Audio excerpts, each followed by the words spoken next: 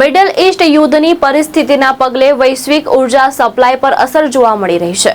જેના કારણે ભરૂચના અંકલેશ્વર અને પાનોલી ઉદ્યોગને ગુજરાત ગેસ કંપની દ્વારા આપવામાં આવતા ગેસ સપ્લાયમાં ઘટાડાની શક્યતા ઊભી થતા ઉત્પાદન પર સીધી અસર થવાની ભીતિ વ્યક્ત કરવામાં આવી રહી છે।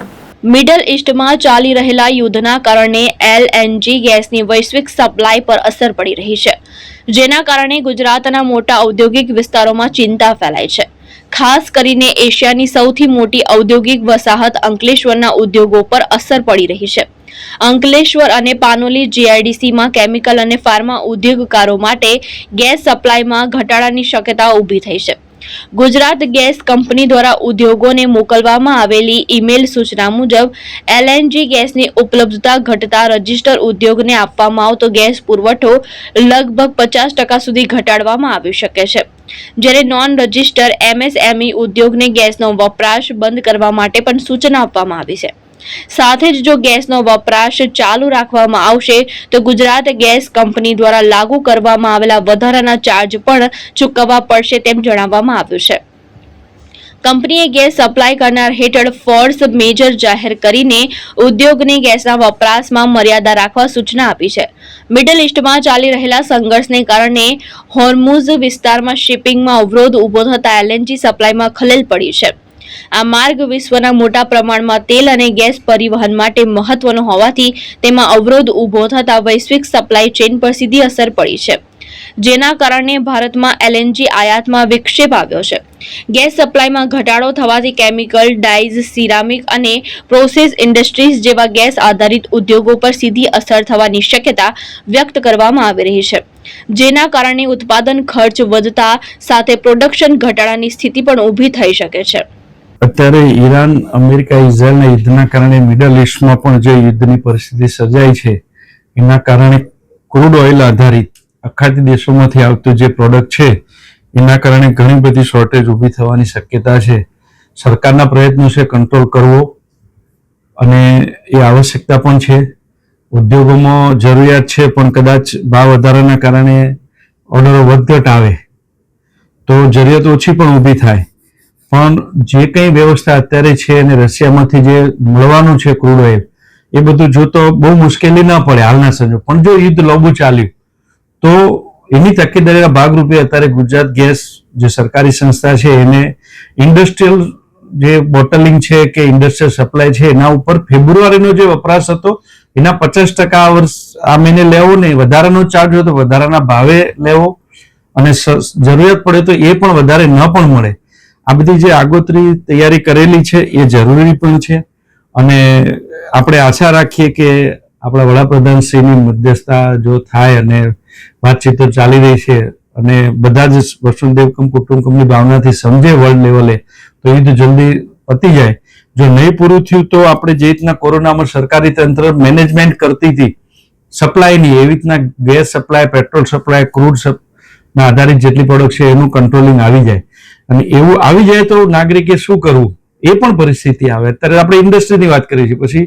ઘરગથ્થુ ગેસ સપ્લાય માટે જે રિઝર્વ રાખે છે એ પણ પૂરો થાય તો શું કરવું, એ બધી ચર્ચાઓ ચાલી રહી છે। અત્યારે જે માનો કે ગેસ પર સપ્લાય પર કાપ મૂકવામાં આવે તો ઉદ્યોગોના ઉત્પાદન ઉપર કેટલી અસર પડે, ઉદ્યોગો પર કેટલી અસર પડે? અત્યારે જો કાપ મૂકવાનો ઓલરેડી ચાલુ થઈ ગયો છે, સામે ઓર્ડરો આવે પણ નહીં અને આવવાના હોય કારણ કે જવાનું જ નથી, જે કોઈ પડ્યા છે એ પણ જવાના નથી અને ક્રૂડ વધવાથી બધી જ કેમિકલ પ્રોડક્ટો ક્રૂડ આધારિત છે, બેન્ઝીન આધારિત, એટલે એના ભાવ પણ જબરજસ્ત વધી રહ્યા છે, એટલે નવા ઓર્ડર પણ નહીં મળે। પણ છતાં લોબી યુદ્ધ પછી જરૂરિયાત ઊભી થઈ તો ભાવ વધારા સાથે બીજા ઓપ્શનો મિડલ ઈસ્ટ સિવાયના રશિયાના ને બધા સ્વીકારી અને મહત્તમ ઉદ્યોગો ચાલે એવા પ્રયત્ન સરકાર કરશે અને આપણે પણ એમાં યોગદાન આપવું પડે। અત્યારે ઉનાળો છે તો સૌર ઉર્જાનો વધુમાં વધુ ઉપયોગ કરીએ। આપણા જૂના કોઈ ગોબર ગેસ ગામડે ને બધા બન્યા હોય તો એમાંથી ડોમેસ્ટિક ગેસ સપ્લાય, અહીંયા ઘણા કોમન ગેસ પ્રોજેક્ટો છે એ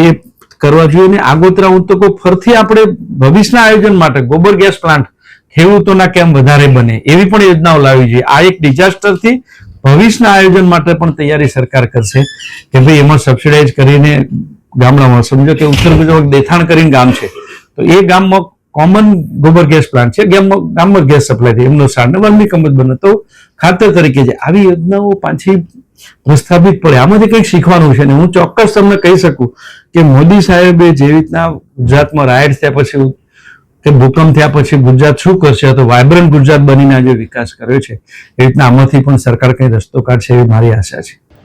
આ વચ્ચે અંકલેશ્વર અને પાનોલી ઉદ્યોગ મંડળ દ્વારા પણ એલએનજી ગેસની અછત અંગે ચિંતા વ્યક્ત કરવામાં આવી છે. ઉદ્યોગકારોનું કહેવું છે કે જો હાલની પરિસ્થિતિ લાંબા સમય સુધી યથાવત રહેશે તો ઔદ્યોગિક ઉત્પાદન પર તેની ગંભીર અસર જોવા મળી શકે છે. આ પરિસ્થિતિમાં અંકલેશ્વર પાનોલીના ઉદ્યોગકારો આશા રાખી રહ્યા છે કે મિડલ ઈસ્ટમાં ચાલી રહેલું યુદ્ધ વહેલી તકે સમાપ્ત થાય અને ગેસ સપ્લાય ફરી સામાન્ય બને. સાથે જ ભારત સરકાર ગેસના ભાવમાં રાહત આપે અને એમએસએમઈ ઉદ્યોગને મુશ્કેલીના સમયમાં જરૂરી ગેસનો જથ્થો ઉપલબ્ધ કરાવે તેવી માંગ પણ કરવામાં આવી રહી છે. અલ્પેશભાઈ, જે મિડલ ઇસ્ટની અંદર જે યુદ્ધ ચાલી રહ્યું છે એને લીધે પેટ્રોલિયમ પેદાશો પર મોટી અસર થવા માંડી છે, અને એમાં ખાસ કરીને જે ગેસ છે, ઇન્ડસ્ટ્રીને જે ગેસ સપ્લાય પૂરો પાડવામાં આવે છે, જો આ જ પ્રકારની જો પરિસ્થિતિ રહેશે તો ઉદ્યોગો પર કેવી અસર, ઉત્પાદન પર કેવી અસર થશે?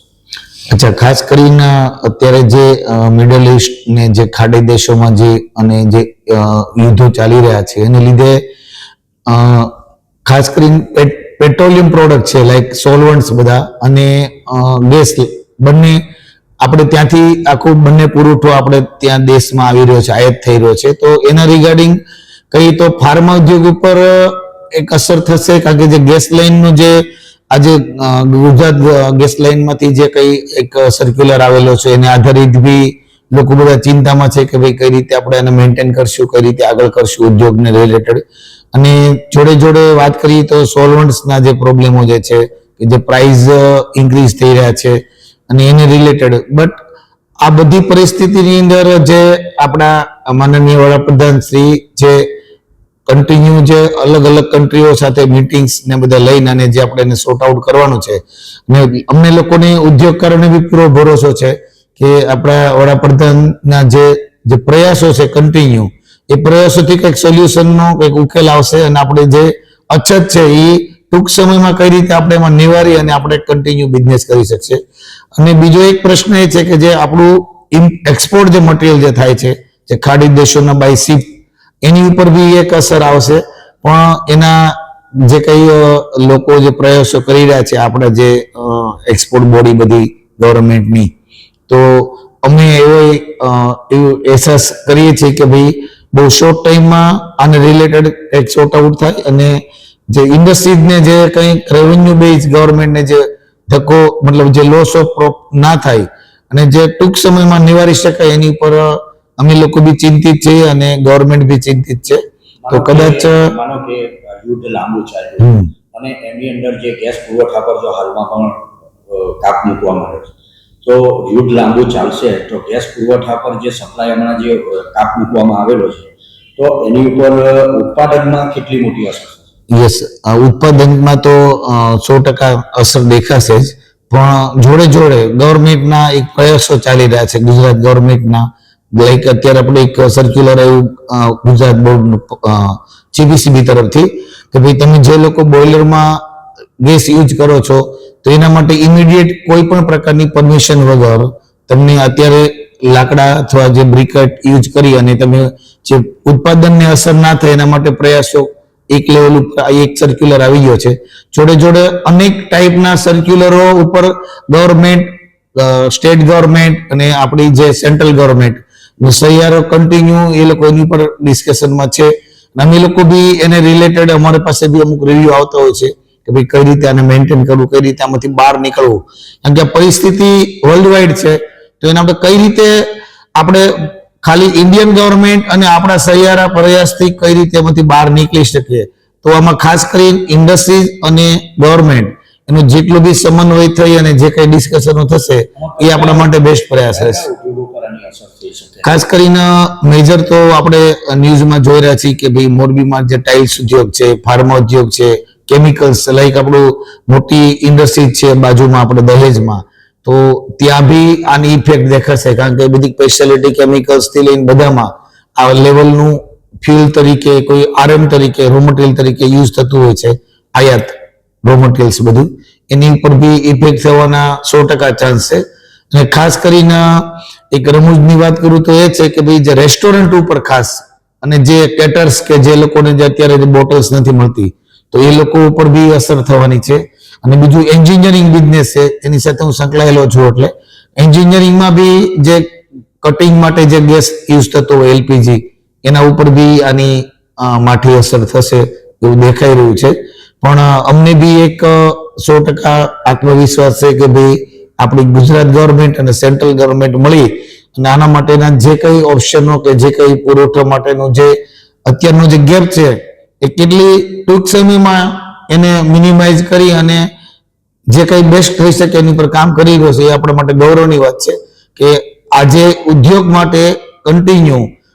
સેન્ટ્રલ અને સ્ટેટ ગવર્મેન્ટ ચિંતિત છે. એના માટે અમે ખાસ બંને ગવર્મેન્ટના આભારી છીએ કે ભાઈ અમારી જોડે તમે લોકોએ જે ખંભો આપેલો છે તો અમને બી કંઈક વિશ્વાસ છે કે કંઈક આપણે આમાંથી ઉગરી શકશું એમ. નોંધનીય છે કે રશિયા સાથે ફૂડ ઓઇલ સંબંધિત કરાર થવાના મહત્વના અહેવાલ પણ સામે આવી રહ્યા છે. જો તે હકીકતમાં અમલમાં આવે તો ઉર્જા ક્ષેત્રમાં થોડી રાહત મળવાની શક્યતા વ્યક્ત કરવામાં આવી રહી છે. ગ્રીન એનર્જી તરીકે ગેસનો ઉપયોગ કરતા ઉદ્યોગકારો સરકાર પાસેથી વહેલી તકે રાહત મળે તેવી આશા રાખીને બેઠા છે. ધર્મેશ રાણા, દ્રષ્ટિકોણ ન્યૂઝ, અંકલેશ્વર, ભરૂચ.